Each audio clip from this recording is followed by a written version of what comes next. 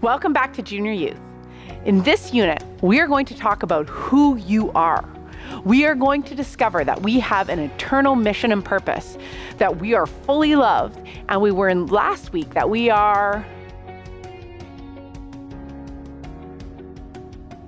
perfectly designed. This week, we're going to talk more about what it means that God made us in His image.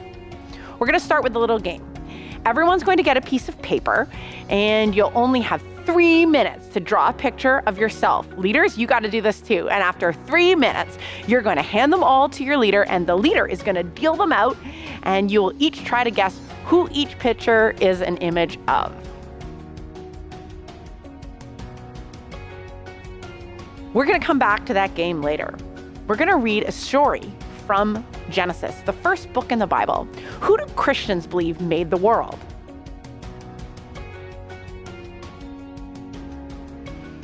God. And when God made the world, what did He make last?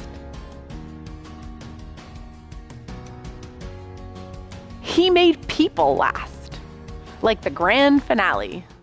Stories of the Bible. Creation. In the beginning, God created the heavens and the earth. The earth was empty, formless, and dark. But the Spirit of God was there. On the first day, God said, "Let there be light." And God saw that the light was good.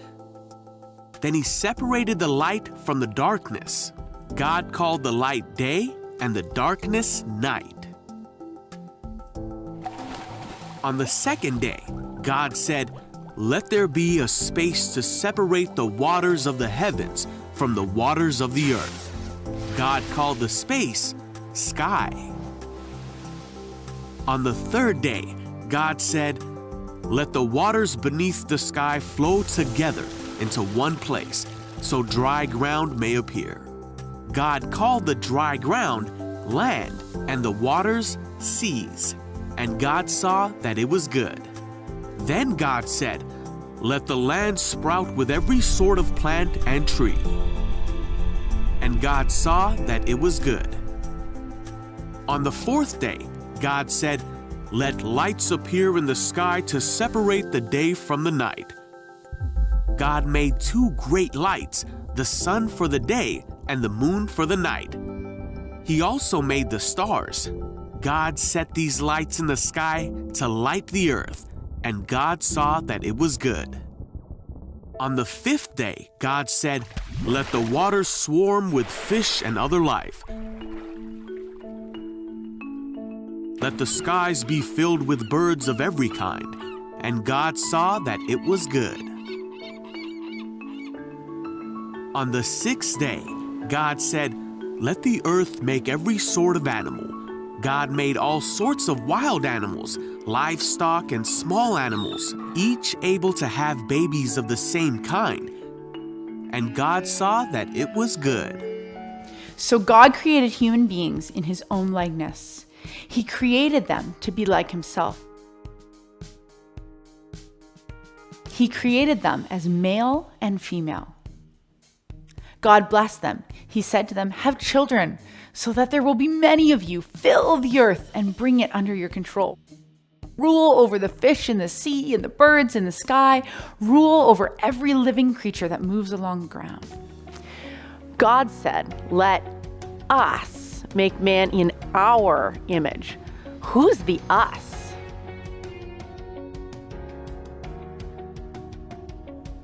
God the Father, Jesus the Son, and the Holy Spirit. That's the us who created us. How did He say He would make people? Like, in which way?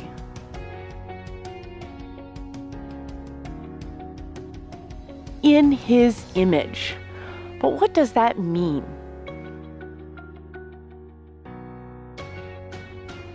In His image and likeness. But what does that mean?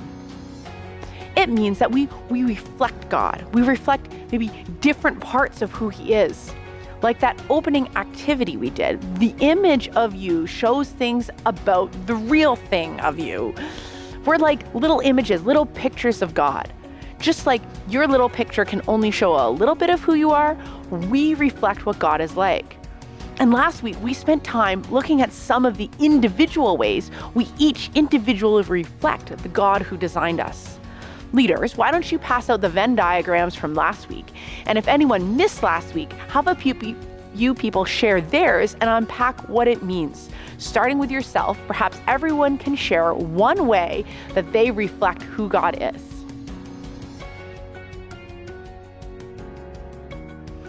This is the reason that Jewish people, God's special family of people, were not supposed to make idols or images of God, statues of what God looked like, because he had already made images of himself. People aren't to make images of God because God has already made images of himself. When did he do that? Well, let's go to page 1 of the Bible. And the first person we meet there is God. He's the one with authority over all creation. He speaks and creation obeys, and he defines what is good and not good. In other words, he alone is king.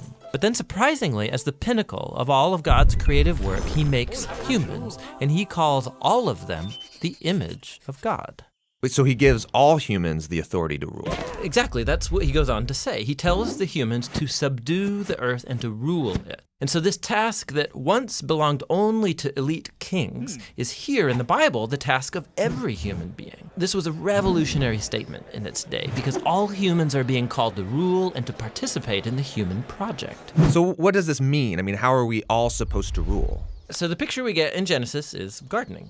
Gardening? Yes. Gardening. So they rule the earth by cultivating it, by harnessing all of the earth's raw potential and then making something more and new out of it. So growing food for each other. Yes, but that also includes growing families then, which become neighborhoods, and then they create communities where people are going to work and take care of each other and build businesses and cities that will expand to new places and so on. So ruling is really the day-to-day acts of our work and creativity. Yes, we take the world somewhere. This is humanity's divine and sacred task. In Genesis chapter 1, we can see this aspect of what it means to be God's image bearers. Look at what the Bible says in verse 26. It said, we will make over the fish and over every living creature. God designed us to rule and reign with him, to work together with him, to be his image and reflection on earth, to make earth like his kingdom. It's kind of like this. Like if your mom or dad told you it was time for dinner, hey, go tell your brothers and sisters. When you go tell them, hey, mom said come for dinner, you're representing your mom. You are her image, reflecting her authority. God made us in his image. Sadly, as we talked about last week, sin can distort. It can take what God put on in us that reflects him and twist it into something that hurts us and hurts other people. But the amazing thing is that when Jesus came, he gave us the right to become sons and daughters of God. He made us able to be new creations so that we can become Christ's ambassadors, his representatives. Those are all things we're going to talk about in the coming weeks. Let's read verse 27 again. So God created human beings in his own likeness. He created them to be like himself. He created them as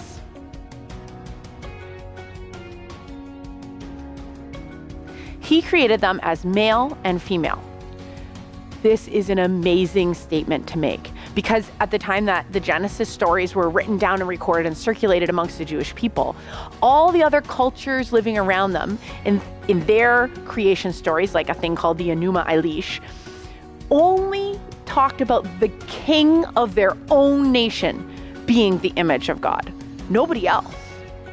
And Genesis says that all people are created in the image of God, of all nations, not just the Jewish people and not just the Jewish king. And he specifically includes women at a time where almost all people living at the time in that culture did not consider women as good or as important or as fully human as men.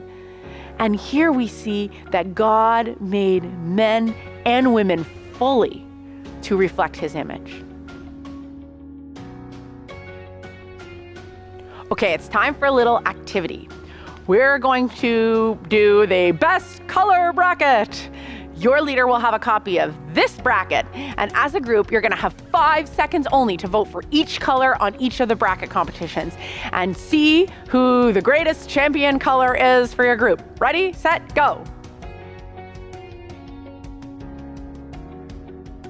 Now, if I told you that a certain life group had, after they did all that, their winning color was pink, do you think it's more likely that that life group was one of our girls' life groups or one of our boys' life groups?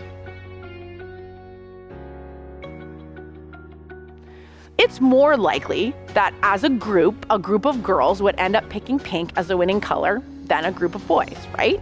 Why? Well, when I was your age, and still I think somewhat today, more girls like pink than boys like pink.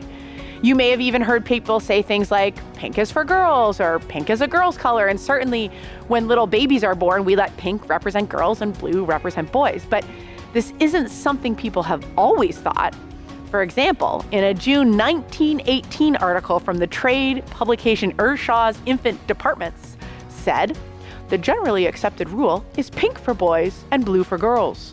The reason is that pink, being a more decided and stronger color, is more suitable for a boy, while blue, which is more delicate and dainty, is prettier for a girl. Later in the 20th century, through advertising really, that switched. It's only our culture that we're in right now, at this moment, that considers pink a girl's color.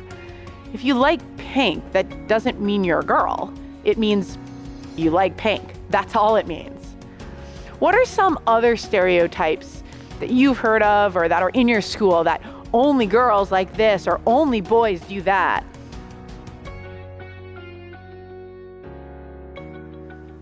It is often our culture, or even just the specific culture of your class or in your school or in your family, or the parts online that you hang out in that say, girls do this and boys do that. Even if they don't say it with their words, you see it in images and all kinds of other things. But God made all kinds of different boys and all kinds of different girls that reflect his nature. Now, I was a math teacher for a very long time, and so here is a normal distribution curve. Let's take height, for example. When women grow up, there are going to be some women that are taller than some men, because there are short and tall men and there are short and tall women. But in general, on average, overall, men are generally taller than women. This sort of pattern is one of the reasons I know that I didn't like what I shared last week, especially when I was your age, that loudness in me. My culture at the time, say the part of the school or church or whatever that I was a part of, were also felt like the boys were the ones who were gonna be loud.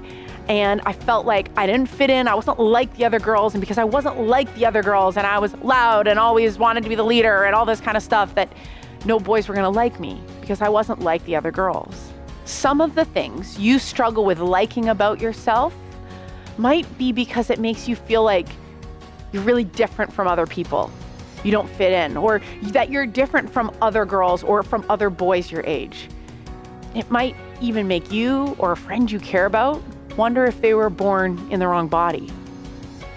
But God made all kinds of different boys and all kinds of different girls who have different likes and personalities, all sorts of different things. Don't let our culture or your specific classroom culture or internet culture that you're part of narrow your view of what girls are supposed to be like or boys are supposed to be like. You can know that you are a boy, that you will grow up into a man if you have a male body with male body parts. And you can know you are a girl and will grow into a woman if you have a female body and female body parts. God didn't put you in the wrong body. So there are lots of things that are more common in men or more common in women. But what's one thing, really there's only one, that women can do that men can't?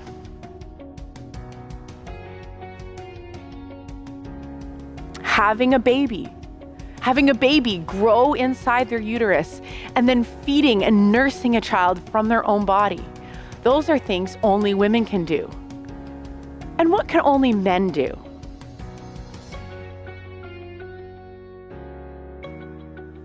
Only men can be a dad. God did make us male and female and did give special qualities and abilities to men and to women. But men and women are of equal worth, of equal value. We read that from the very beginning story of the Bible. Men are not better or more like God than women, and women are not better or more like God than men. In fact, our male and our femaleness work together in marriage, in church community, to reflect and image God's nature of being separate persons, Father, Son, and Holy Spirit, but one person together. We reflect the image of God best together. And each of us is created uniquely and specifically in His image, reflecting unique parts of who He is, showing us who He is. Sometimes people feel that their biological sex, their body, does not match who they really are as a person, who they feel that they are. Maybe you or a friend or a classmate struggle with those feelings. You need to think about how hard that must be for them. I know I don't like my feet, and I don't like the bags under my eyes, and now I got all these zits on my face for the first time in my life, and I feel stupid being on video with how my face looks. And imagine if you felt like you weren't really a boy or weren't really a girl. That must be so hard to feel and to think that, especially if people make fun of you in anything related to that. Much of what you will learn about this in school is true. Mostly, you're going to learn in school to be kind and to include people who think they might have the wrong body. Should you do that?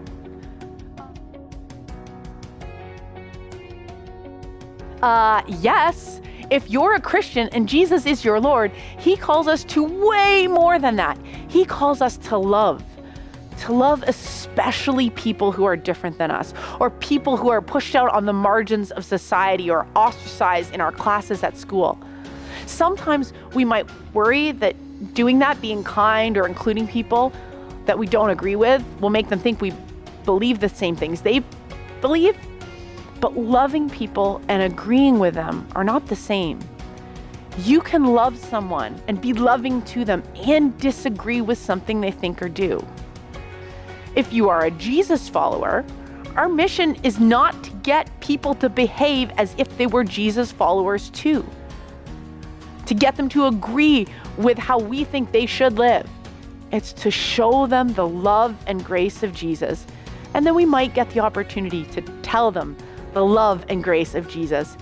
And after someone decides to follow Jesus, that is when we start to disciple them. We get to teach them to obey everything He commanded us, to teach them how to embrace the truth that He taught us. Maybe you've heard of or know some of your friends who struggle with what's called gender dysphoria. It's where you feel like you're in the wrong body. They might change their name and pronouns and might do more, start to make changes to their body, because they're suffering with a feeling that's really hard to deal with. And they're doing those things to try to deal with that feeling. We all agree that we want those kids not to suffer those feelings of gender dysphoria. Now, most of our culture thinks the best way to do that is by the kids having to change their name, clothes, maybe even their body. As Christians, we believe it's not the kids' bodies that are wrong. We believe that their gender dysphoria is best handled by accepting that there is nothing wrong with them, that it's our culture's narrow view, that there are other things going on that make it difficult for them to accept their own body. We all want the same thing. For kids not to suffer feeling that they're in the wrong body, not to suffer the anxiety and depression that so often gets tangled with that. Where we disagree with some parts of culture is the best way to help those kids struggling in this way. At school, in media, you might hear that gender is a spectrum. And there's a lot right about that idea, in the sense that some boys are a lot like most boys in many ways, And some boys are more like what is more common in girls in some ways. Some boys will be like and will like what our current culture says are masculine things. And some boys will be more like and will like what our current culture says are more feminine things. And almost all of us are going to be a mix of those things. For example, I am very task-oriented, which is more common in more men than women. I'm a very abstract thinker, and that is more common in more men than more women. And I have a bunch of other personality traits that are more common in men than in women. But it doesn't make me less of a woman. It doesn't mean that a boy is more of a boy or less of a boy depending on what traits they have. God designed us male and female, and He made each of us a unique individual. Just because someone doesn't fit in our culture's narrow definition of what a boy should be like or what a girl should be like, that doesn't mean they have the wrong body or aren't a boy or a girl. The bottom line is most of what you're going to hear in school is to be kind to everyone, no matter what, and that all people are different and unique, and that is totally true. And as Christians, in your school, you should lead that. You should be the one sticking up for others that get made fun of for anything.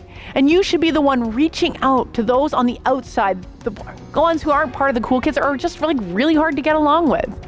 Your reason to defend others is not because they are whoever they feel they are, or that's who they really are, or what they think is true, but because they are perfectly designed by God. Who they are reflects Him. And as image bearers of God, they deserve your respect and love. We'll talk more about your mission at school in later weeks, but this is totally part of it.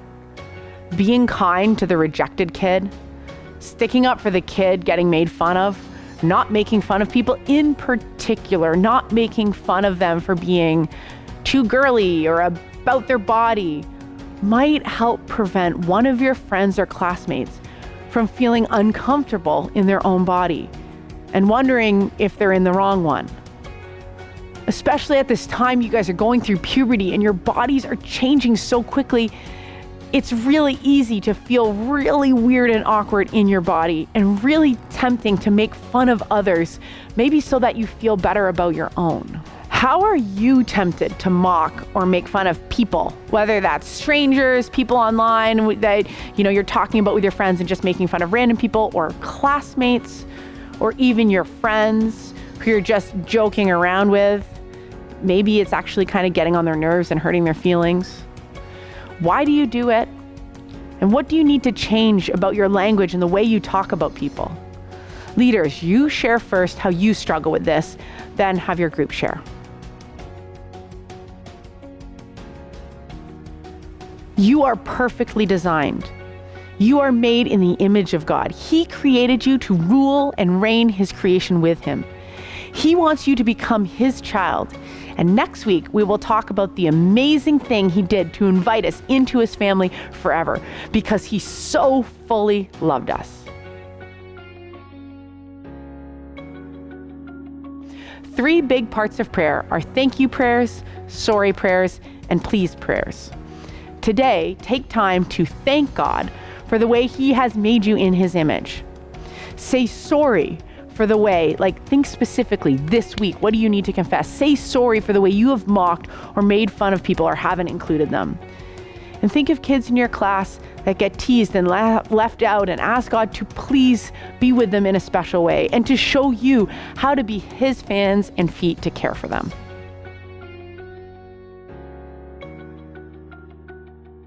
See you next week.